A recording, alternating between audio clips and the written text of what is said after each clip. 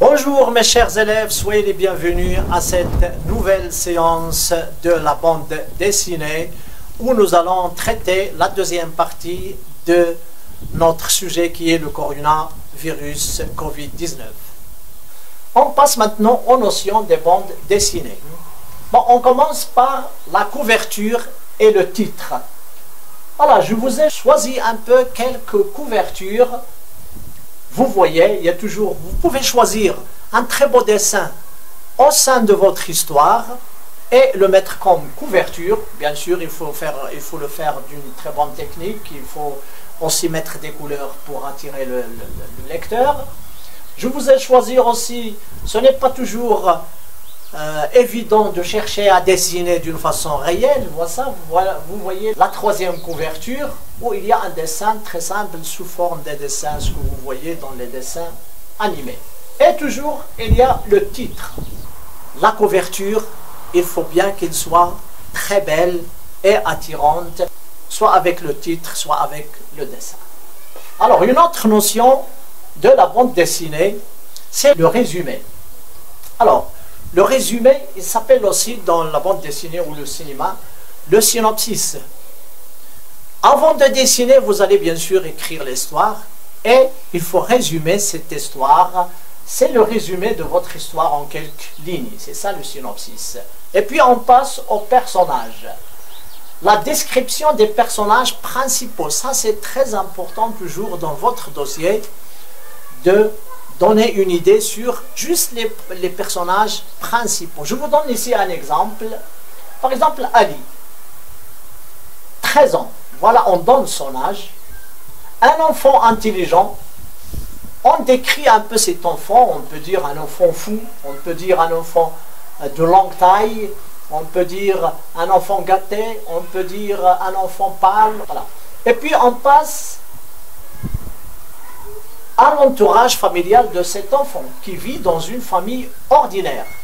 Donc c'est la situation sociale et familiale. Ensuite, il aime jouer au foot. On donne aussi ses loisirs. Et si on donne les choses qui vont nous servir dans notre histoire, si on n'a pas besoin de l'intelligence de cet enfant dans notre histoire, ce n'est pas la peine d'écrire un enfant intelligent. Et maintenant le scénario. Voilà, le scénario c'est une bonne chose d'apprendre comment écrire le scénario. Bien sûr, le scénario de la bande dessinée c'est un peu particulier. Alors, avant de passer à la phase du dessin, il faut d'abord écrire notre histoire sous forme d'un scénario. Le scénario est un genre d'écriture commun basé sur les cases, par exemple. Donc les scénarios c'est l'histoire écrite avant qu'elle soit dessinée. Par exemple, case 1, ça veut dire qu'est-ce qu'on va dessiner dans la première case. Ahmed est allongé au salon sur son fauteuil en regardant la télévision. Devant lui, sa petite fille Aïcha qui joue avec sa poupée. Donc c'est une action qu'on va dessiner dans notre première case. Maintenant, la deuxième case. Ici, il n'y a que le dialogue. Ahmed, cesse de jouer, va faire tes devoirs. Aïcha, demain c'est dimanche papa. On garde la même image, la même séquence et ici on rajoute les bulles. Ensuite la case numéro 3. Fatima, la maman de Aïcha, entre avec un plat à la main.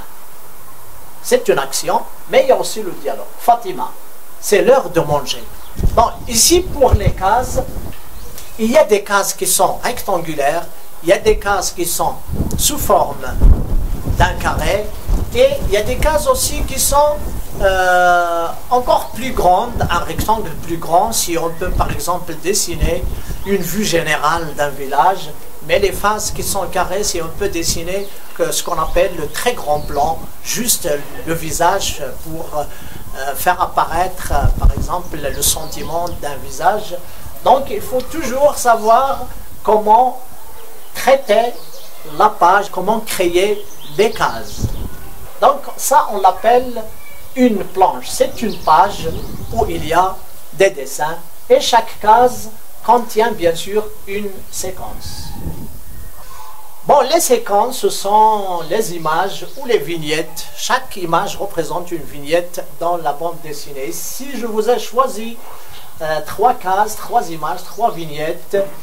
Et comme vous voyez, il y a un dessin qui est très simple, mais en lisant ce qui est écrit dans les bulles, on peut constater et déduire que c'est une très bonne histoire.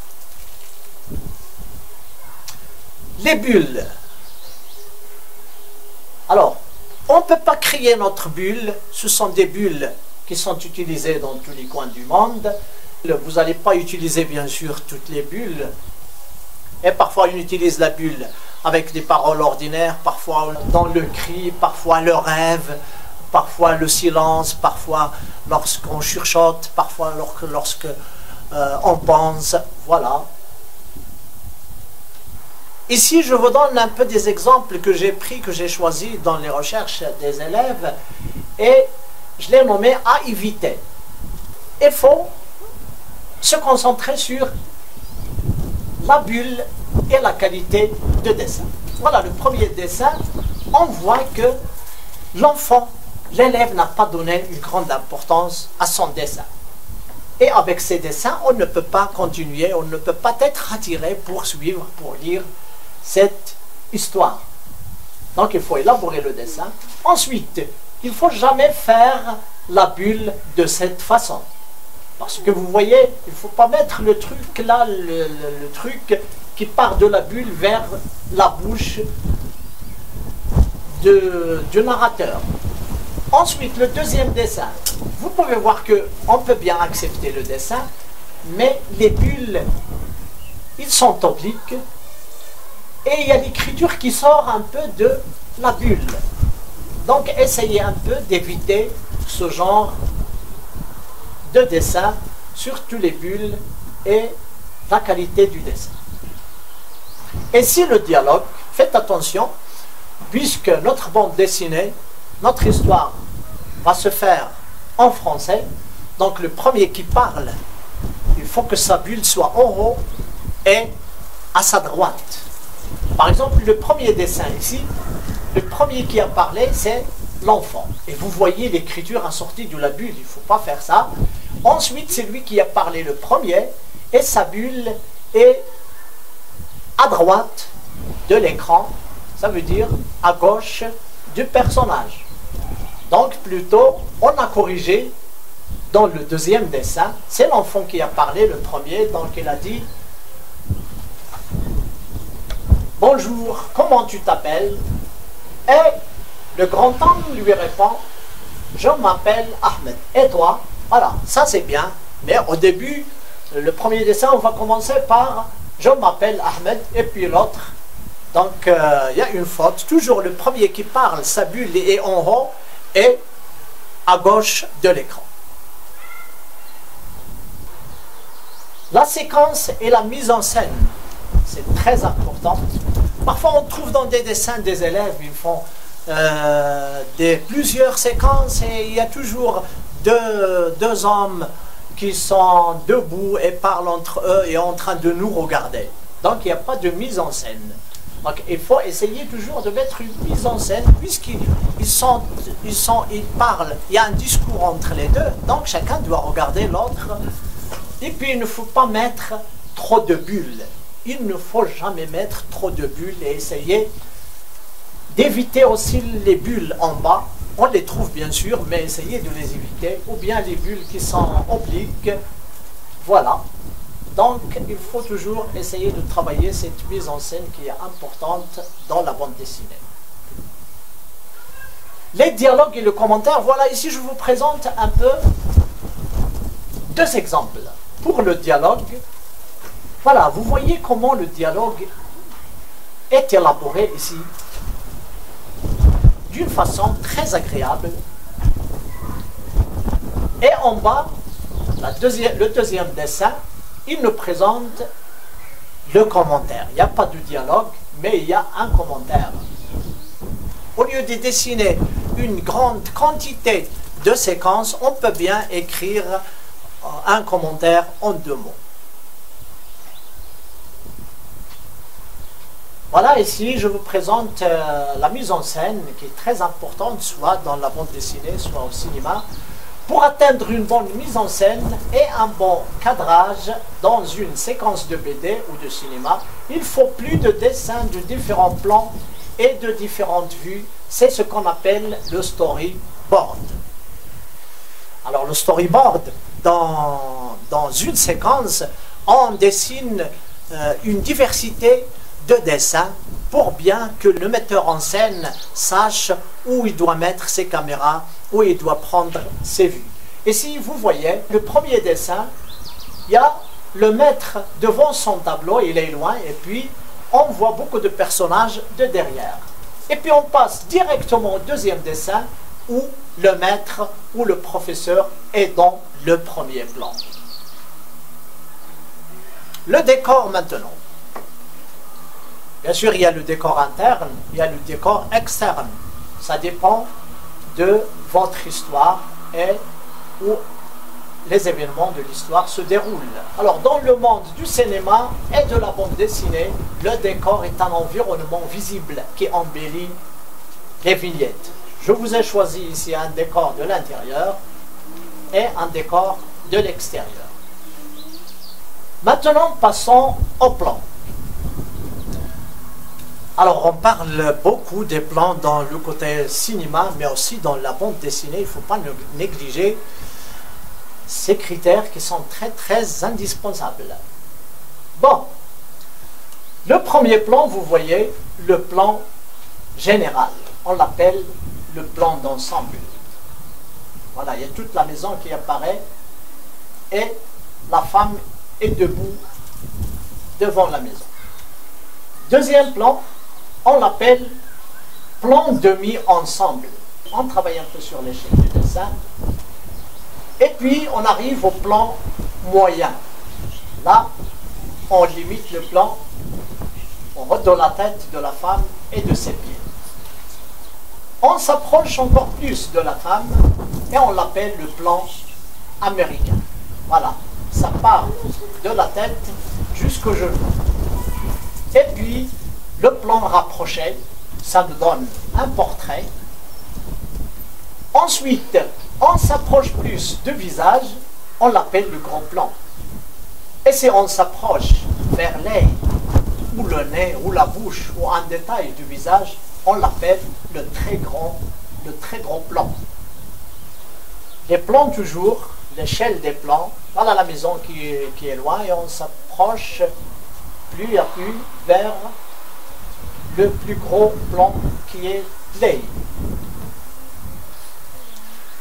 Alors, maintenant, pour encore pousser votre imagination jusqu'au bout, on accède à la culture plastique. Ici, je vous ai choisi quelques auteurs célèbres connus dans le monde de la bande dessinée, ainsi que leurs personnages qui ont marqué aussi l'histoire de la BD. Commençons par le fameux Georges Rémy, dit Hergé, né en 1907 et mort en 1983.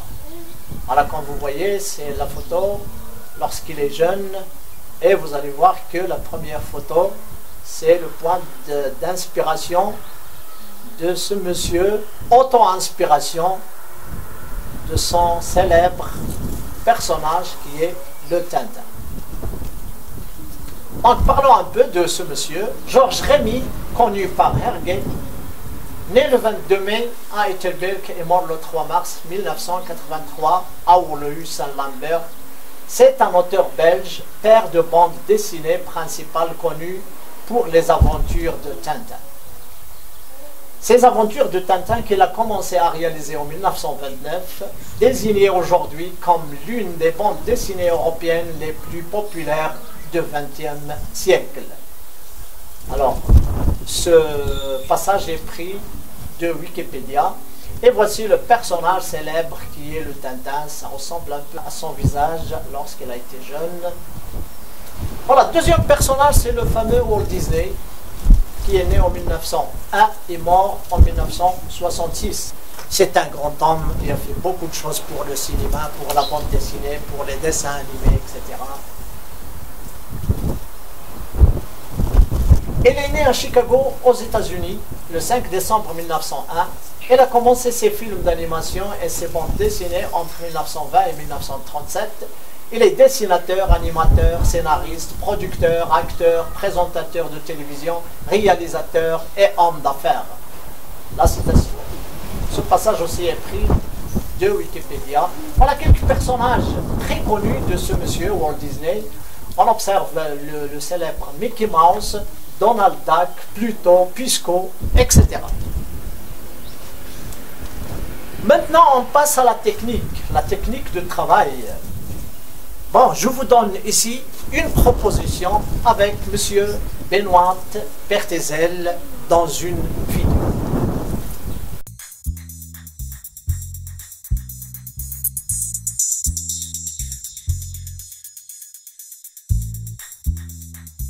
Ne brûlons pas les étapes.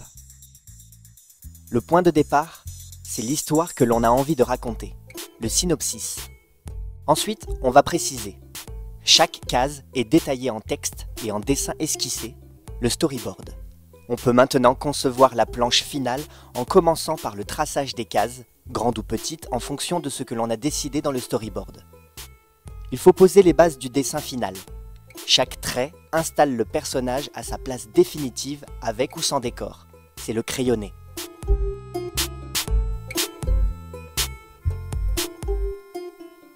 Dernière étape du dessin, l'ancrage. Avec un stylo noir, repassons le crayonné pour faire ressortir les traits.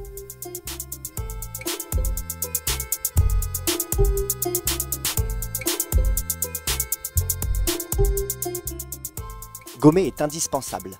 Relire et corriger peuvent être nécessaires. Dernière ligne droite, la mise en couleur. Feutre, gouache, pastel, aquarelle, ordinateur, l'auteur choisit en fonction des émotions qu'il veut faire passer. Il peut même préférer le noir et blanc. L'important, c'est la qualité du rendu. Toutes ces étapes sont incontournables pour réaliser une planche de bande dessinée. La planche rêvée pour participer au concours de la BD scolaire. Alors, tu te lances ?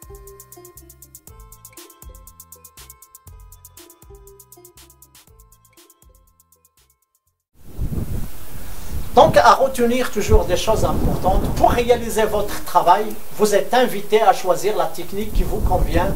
Par exemple, vous allez même travailler avec seulement le crayon.